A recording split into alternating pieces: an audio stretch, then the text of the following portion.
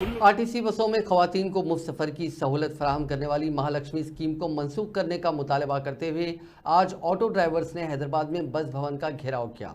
Auto drivers का कहना था कि महालक्ष्मी स्कीम की वजह से उनके ख़ानदान सड़क पर आ गए हैं, इस स्कीम को फौरी मनसूख किया जाए।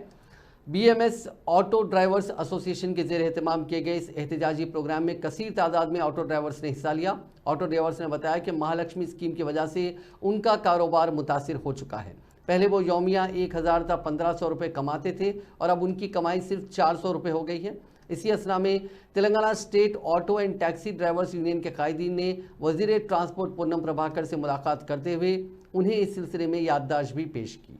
BMS जिंदाबाद, BMS जिंदाबाद, BMS जिंदाबाद, BMS जिंदाबाद। ऑटो డ్రైవర్ల ఐక్యత, డ్రైవర్ల ఉపాధిని కాపాడాలి, ఆటో డ్రైవర్లకు రోజుకు 1000 రూపాయలు చెల్లించాలి, అక్రమ ఓలా ఊబర్ రేట్లను పెంచాలి, ఆటో డ్రైవర్ల కుటుంబాలను కాపాడాలి,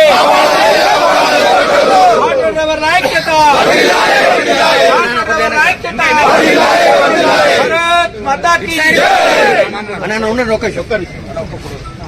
ఆటో డ్రైవర్ల ఐక్యత, ఆటో వాళ్ళ ఉపాధిని వెంటనే